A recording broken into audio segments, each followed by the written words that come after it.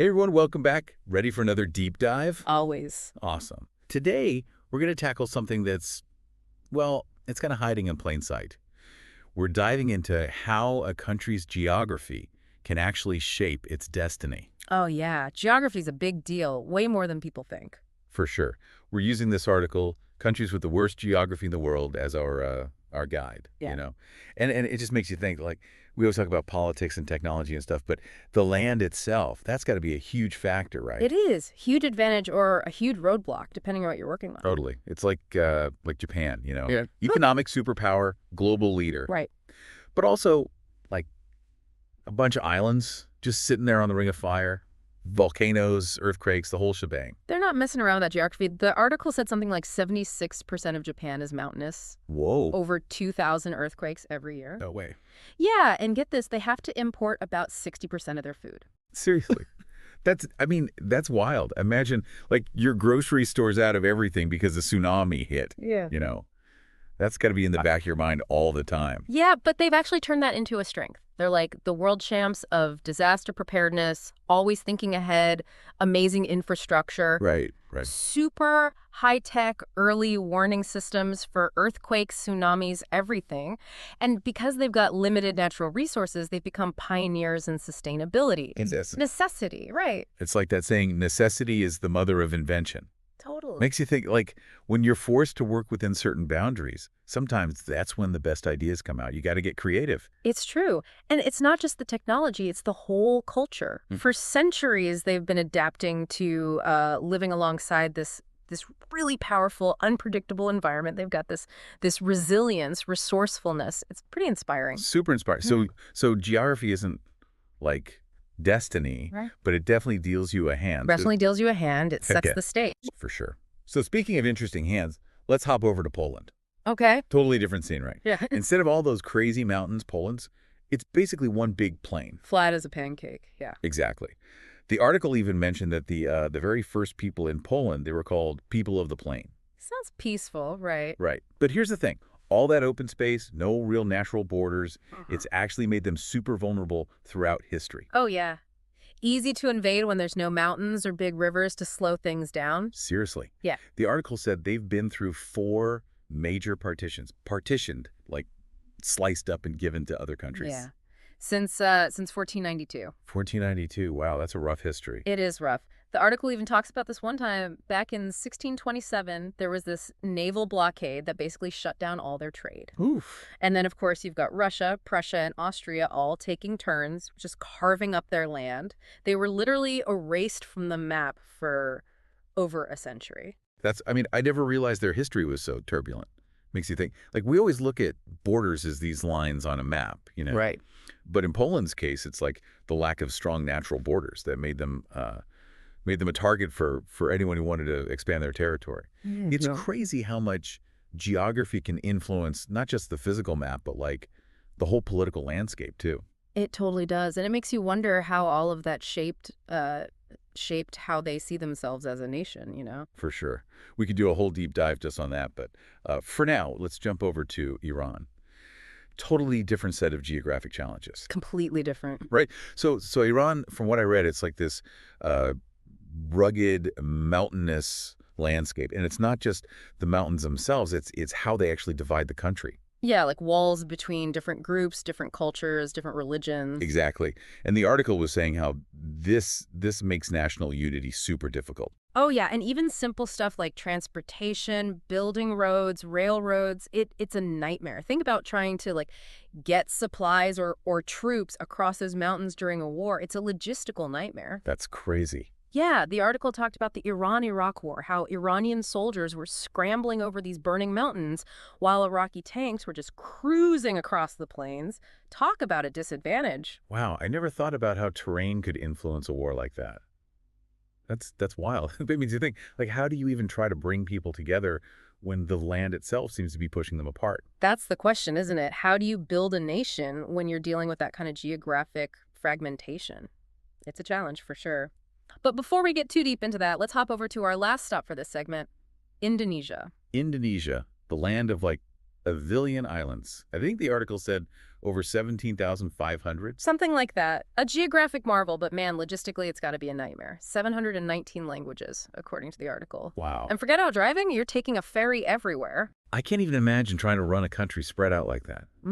Keeping everyone connected, making sure everyone has what they need. Yeah. It must be incredibly difficult. It's a balancing act for sure. And on top of all that, they've got this other problem they're dealing with. Java, the main island, the one with the capital, Jakarta. Yeah. It's sinking. Wait, what? Sinking? Like going underwater? Yeah. Too many people, not enough sustainable development, and it's just slowly sinking. That's terrifying. Like an entire island disappearing. Parts of Jakarta might be underwater by 2050, they're saying. Wow. That's just a stark reminder that, like, what we do matters. We're not just talking about climate change in the abstract here. It's like a whole island, millions of people. It is. It's about as real as it gets. Okay, so we've covered a lot of ground here. Earthquakes and volcanoes in Japan, no borders in Poland, internal divisions in Iran, a sinking island in Indonesia. It's mind-blowing how different these geographical challenges are. It is, and yet each country, they've all had to adapt, to find ways to work with or even work around what they've been given. Pretty amazing. It really is. It's like each of these countries is running its own experiment in how to survive, how to thrive, despite these incredible obstacles. And it makes you wonder, what can we learn from all this? What are the takeaways that we can apply to our own lives, you know? That's something to think about as we head into the next part of our deep dive.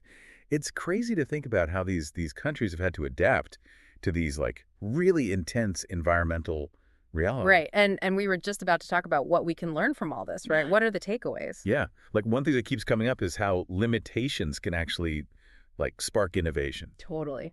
We saw that with Japan, how they don't have a lot of natural resources and they're always dealing with the threat of earthquakes. It's pushed them to be like leaders in sustainability and disaster preparedness. They're always on their toes. Yeah, exactly. Always thinking ahead. And it's not just about the technology. It's become a part of their culture, this resilience, this resourcefulness. It's pretty incredible. Totally. And speaking of adaptation, I'm really curious about Poland. Like, how has not having natural borders, how has that shaped their sense of themselves, their national identity? Well, it's interesting because the article talks about how going through all those partitions, all those occupations, it actually strengthened their sense of patriotism. They've got this incredible cultural resilience. It's like they tried to wipe them off the map, but they just wouldn't disappear. Exactly. And it makes you think about how important our culture is, our language, our traditions. It's what connects us. It's what makes us who we are. Okay, so let's talk about Iran for a second. We talked about how their mountains, they're like these physical barriers dividing different groups. But have there been any efforts to overcome that, to connect those different regions? Yeah, definitely. The article mentions that the government's been investing in infrastructure, trying to build roads and railroads to connect those different regions. So it's like physically bridging those gaps. Exactly. But as we said before, mountains are tough. And even if you build the roads, there's still the cultural differences, the language barriers. Right, so unity is not just about physical connections. It's about, like, building bridges of understanding, too. Exactly. And it's something a lot of countries have to deal with, how to create a sense of national unity when your geography is working against you. It's a real challenge. Totally. All right, last stop. Indonesia. We talked about how Java is sinking because of, like, too many people and unsustainable development. It's pretty scary stuff. Yeah. But is there anything positive happening there? Are they trying to address this? Yeah, absolutely. The article mentioned that they've been working on policies to promote sustainable development, trying to reduce their reliance on fossil fuels. So they're trying to change course to be more environmentally friendly? Exactly. It's a race against time, but they're making an effort. And it shows that it is possible, even in a really tough situation, to find a better way, to find that balance between economic growth and taking care of the planet. It's hopeful, right? It's like, even when it seems impossible, there's still hope. Yeah. It's been really fascinating looking at all these challenges and seeing how each country's trying to figure it out, you know? It really shows how powerful geography is, how it shapes everything, but it also shows that it's not the only factor. We can adapt, we can be resilient, we can find solutions. We can overcome. All right, so as we move into the last part of our deep dive, let's think about how we can take what we've learned here and apply it to our own lives, to the world around us. Yeah. You know, how can we use this knowledge to make things better?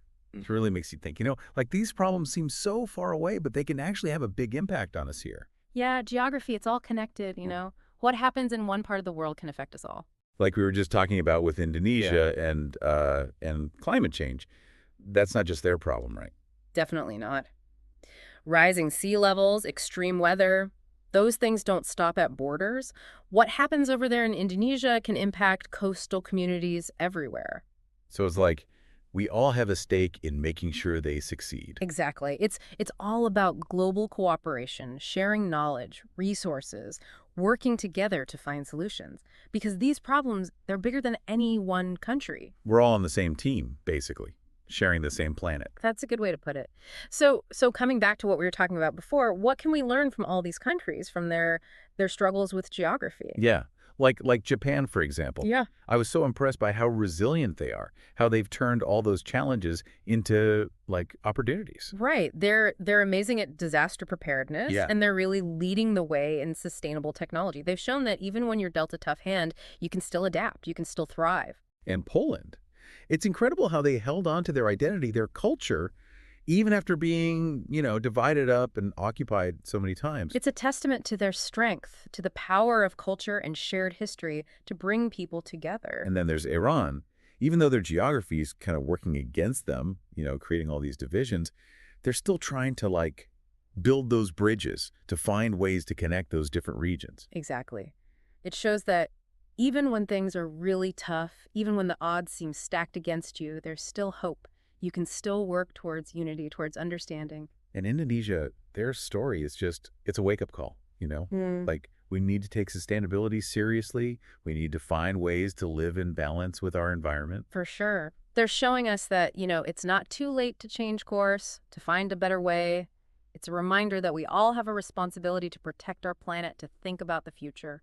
Absolutely. It's been such an incredible deep dive. I feel like I've learned so much about how geography shapes our world and about the resilience of the human spirit. Me too.